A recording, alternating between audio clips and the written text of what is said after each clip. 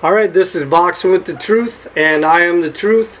It's July 26, 2015, and today we have the pleasure of having with us Cruiserweight Venroy, Hardwork July. How you doing today? I'm doing well, John. I'm doing well. Well, I know you're a busy man, and I appreciate you taking time to talk with us. I appreciate you taking the time to even reaching out to talk to me. So first I want to start by, like I said, you are a cruiserweight. Your pro record is 16 wins, 6 by knockout, 2 losses, 3 draws. And you were actually born in Jamaica, right? I am. I was born, I lived there until I was 11, and then we came to the Bronx, New York. Okay, so how did you end up in Maryland? You're over in, are you still in Suitland? Is that how you say it, Maryland? I'm actually in Baltimore now, and I'm actually been spending a lot of my time in New York again. I've been kind of bouncing around, so we moved to New York when I was about 11, and then I actually ended up going to high school in Connecticut, and then ended up going down to North Carolina for undergrad, and then stayed there for law school. And then, I ended up I went to a firm in D.C. because D.C. was kind of halfway between where my family was, which is New York, and where a lot of my friends were, which is in North Carolina. So I picked D.C., and there was a good legal market there. And then eventually, I got, a headhunter called me, and I went to Baltimore, and like the firm I was at, and so I was there. And now the firm, as things have gotten busier and busier, I've gotten more seats. They've asked me to spend some more of my time in New York, so I bounce between New York and Baltimore now. Okay, so some of the fans understand what you're talking about. You have another job besides being a professional boxer. Are you a corporate lawyer? Yeah, I'm a corporate attorney, so I do mergers and acquisitions and securities. So essentially, big companies buying other big companies or merging with them, and then just securities work, so reporting requirements, public company requirements. Now, back in high school, you actually, you were really athletic. You did track, you did soccer, you did football, and you wrestled. And then when you went to, like you brought up North Carolina, you actually wrestled for their university as well. And then you wrestled again at Duke when you went to law school, right? Yeah, I think I actually am one of the few people, and I haven't checked this, I keep saying that I'm going to, but I think I have to be one of the few athletes to actually be a letterman at both UNC and at Duke. Because, obviously they're huge rivals, but when I was at Carolina for my freshman year, I had shoulder surgery. And so I redshirted my freshman year. So when I went to law school, I was at Duke, and it wasn't that I had transferred, it was just that I had graduated in 4 years. So the coach petitioned the NCAA to give me back my redshirt year. And so I ended up wrestling for Duke and having wrestled for Carolina. So, you're not like a lot of typical boxers that come from the hard streets and they take up boxing to find something to do or keep themselves out of jail or out of the drugs or out of the gangs. You're a corporate lawyer. You got a good education. You've been to law school. You've been to North Carolina. You got a degree from there. You're very athletic. So, why boxing? How did you get involved in the sport of boxing? Honestly, boxing actually it's actually very similar to how I got into wrestling, right? So I was after wrestling in high school and then wrestling in college and then law school, I kind of was really just tired of wrestling, to be honest. I'd done it for like 10 years, and I was kind of tired of it. And so I wanted to find something else to do, right? So I was in law school, and all you do is kind of reading every day. You're sitting at a desk reading every day, and it just kind of got boring. So I wanted to pick up another sport to do. I didn't want to do wrestling anymore, but I liked one-on-one contact sports, right? I know I like that. I like the idea of, when I'm competing against another person that, my victory or my loss is going to be based on what I've done, how hard I've worked. You can't really blame anybody else. Same thing as wrestling. So that's how I was looking for something, and then honestly, a partner at the law firm that I used to work at, used to bring all the summer associates to the boxing gym. He used to box for fitness. And I went and kind of fell in love with it. And it was, you know, it obviously checked off the box. It was a contact sport, and it was one-on-one, and it was a great workout. And so initially I just did it to work out. I gained a little bit of weight after wrestling. After wrestling, and so I was just working out and I was losing pounds. I was getting back close to where I wrestled at, and so it was great. And then after a while, I just was beating guys in the gym.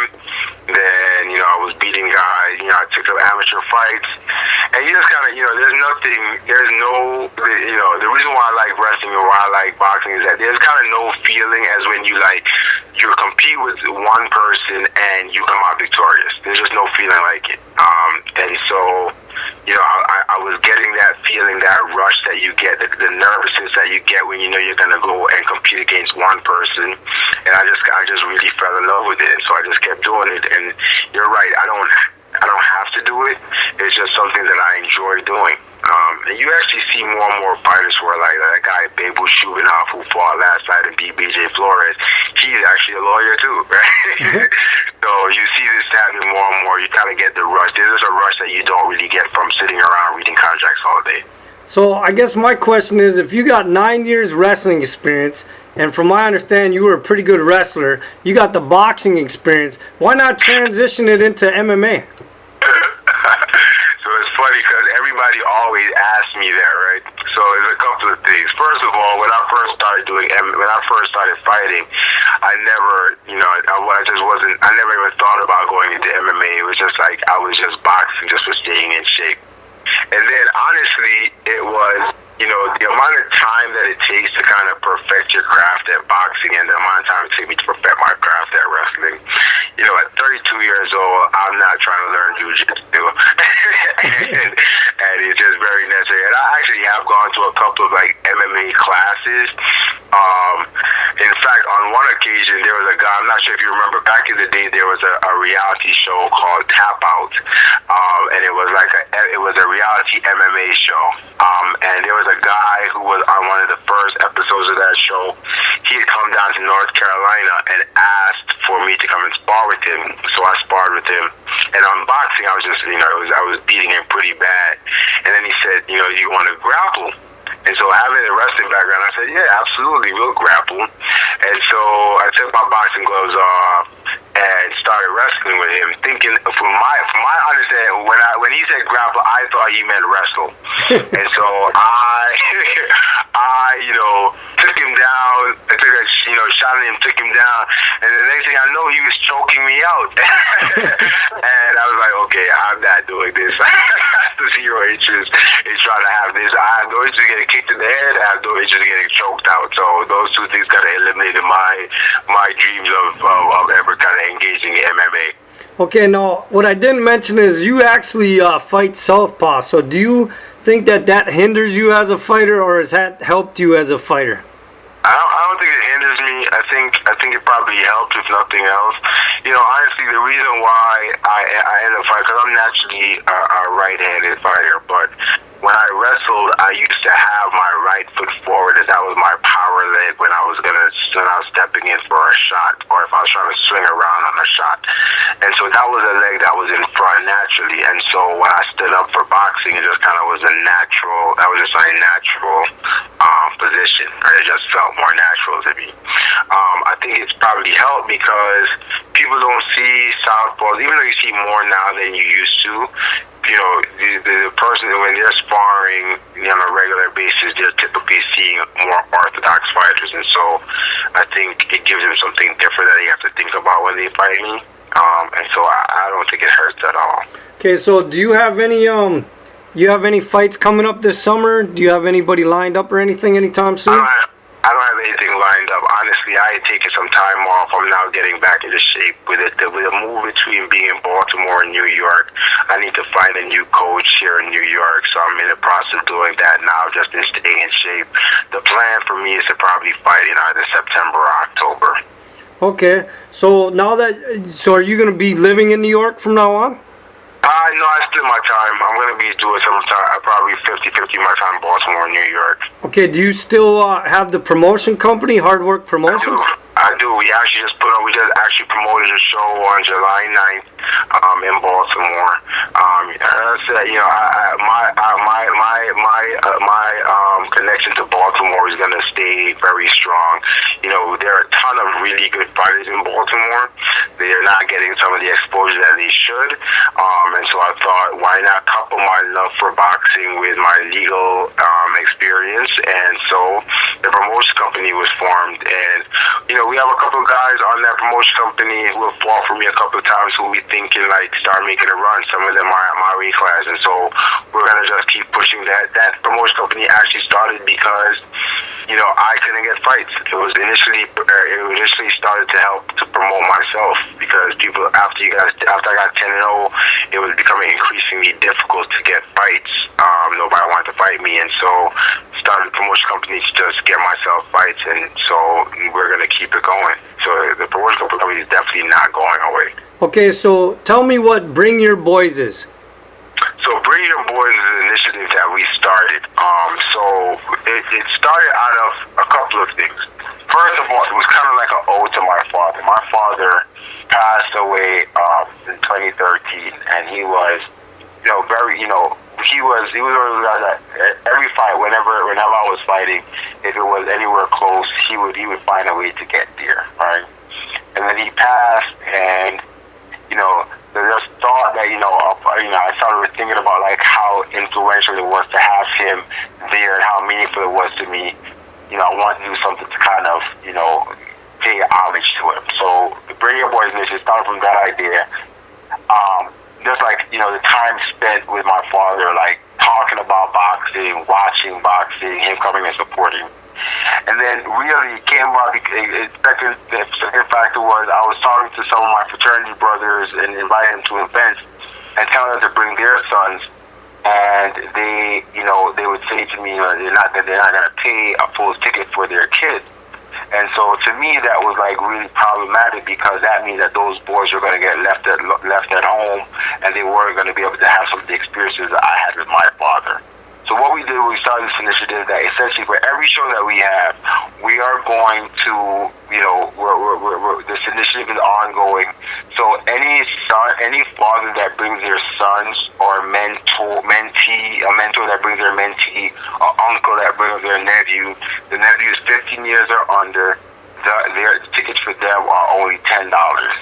And so it allows a father or a mentor an opportunity to just spend some more time with their son.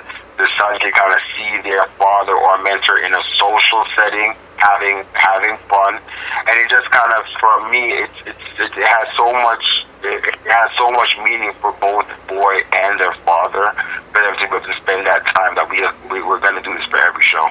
I think that's wonderful, man. I think that sounds like a great thing to do, and I think it's really going to help fathers and sons bond together. I mean, sports always seems to bring fathers and sons together, so why not offer something like that?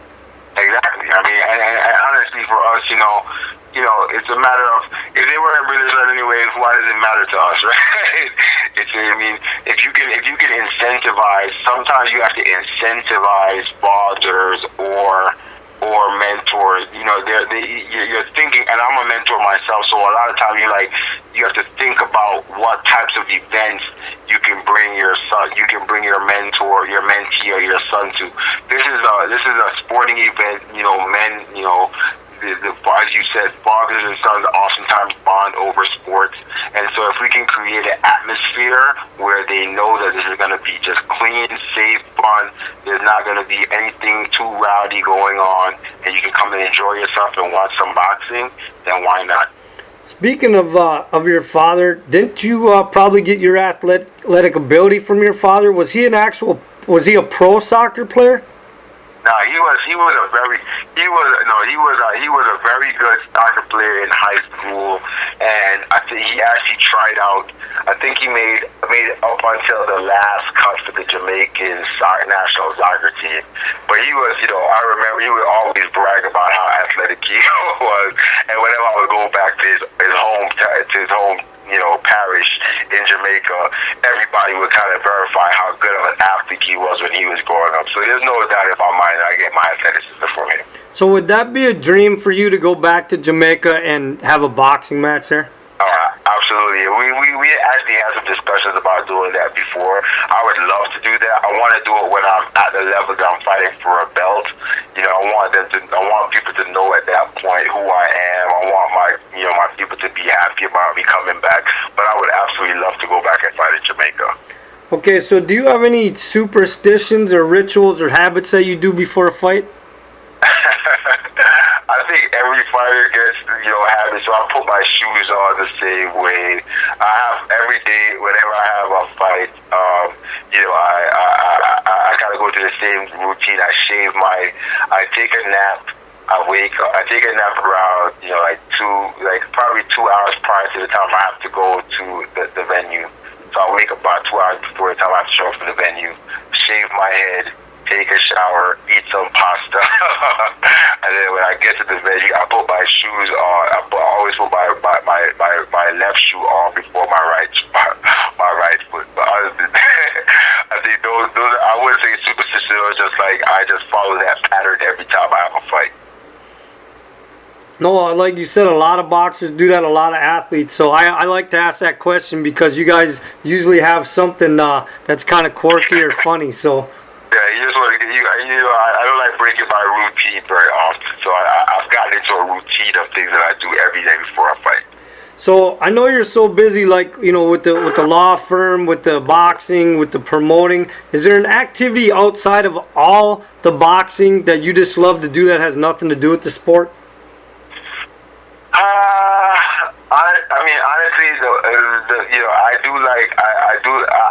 the free time that I do have, I love football. So I watch a lot of football, and I just, to me, I just like spending time with my family. You're right, my time is limited. But I should mention college basketball because I absolutely love the Tar Heels, so I watch that a lot. But other than sports, a lot of my time has just been kind of hanging out with my family because I don't have a lot of time for that natural, just because my schedules are so tight and so regimented. But so whenever I have time, I try my best to just spend time with my family. All right, so tell me something that your boxing fans wouldn't know about you. Something my boxing fans would not know about. That's a tough one. I don't know. Let me think about that when I come back to you before the call is up. Okay. So if you weren't, what profession, if you weren't boxing and if you weren't in the corporate world, what do you think you'd be doing? Honestly, I think I'd have gone on Wall Street. I would have gone on Wall Street because honestly, I see all these. I would have probably been a dentist because those guys used to have a really good life. They go in 3 days a week and they make a lot of money. That seems like the profession that would be like ideal. They play a lot of golf, so that sounds like an ideal profession to be quite frank. To be a dentist? To be a dentist. Okay. So is there anybody that inspires you in your life, in and out of the ring? Currently, honestly, I've had a lot of people. My father was an inspiration to me. My mother absolutely is an inspiration to me. Even though she's not athletic, but I see how hard she worked. She moved from Jamaica to come here without really knowing what she was going to do. She was coming here back and forth to try to provide a better living for us.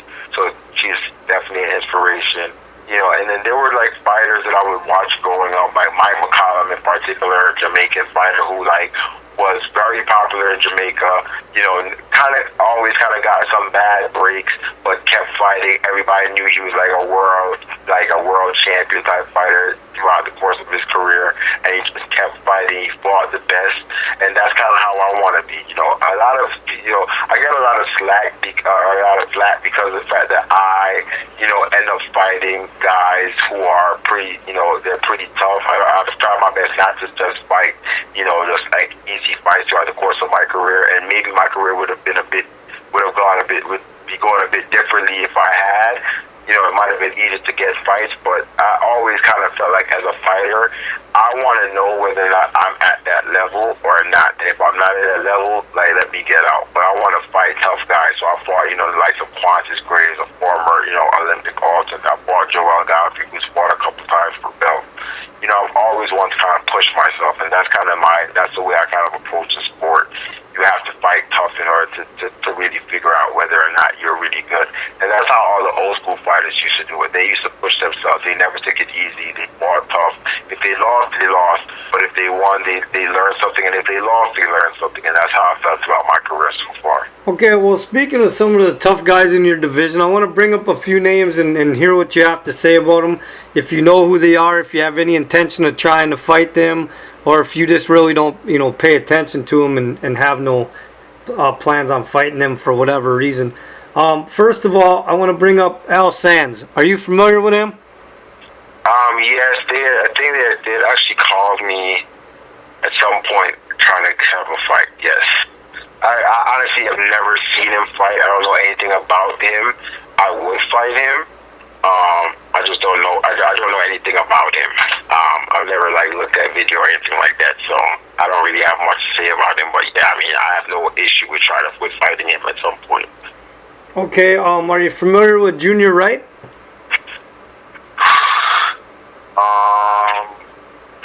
I know the name. He actually, I think he's. I don't know. He's another guy that I've never seen video on. I think he fought against a guy from Maryland. I think he fought Nick Kisner.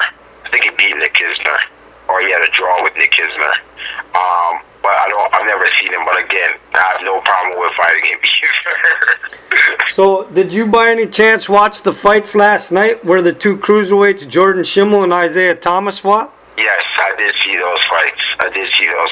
And actually, I was planning. Jordan Shimmell's father had called me at some point about a fight with them, and I was interested in the fight, but I think I had another fight that I was preparing for at the time. I thought both those guys looked good. Isiah Thomas, I thought he clearly won the fight. But if you're gonna be the best, you have to fight these guys. So I would absolutely fight either one of those guys. All right. I think Isiah Thomas would be interesting because of the fact that he's also a Southpaw, which you don't see very often. That would be interesting. But yeah, I would absolutely fight either of those guys. Okay, well, with that, I'm going to end the interview. Venroy, I appreciate your time and being completely honest with me. Before I go, have you came up with an answer for my question of what the boxing fans don't know about you? Yeah, I like the salsa. Does that count? Yeah, hey, that's an honest answer. I'm not good, but I like to do it. It's fun to me, so I like the salsa. Well, you are athletic, so I guess I could see you being a dancer too. So before we end the interview, would you like to say anything to your fans or your supporters? No, for me, honestly, just keep watching. We'll be back. It doesn't matter. We're always gonna put ourselves in the fights that are gonna make us better. So if you want to see somebody who is gonna push themselves to the limit, keep watching. All right, and with that, the truth has spoken.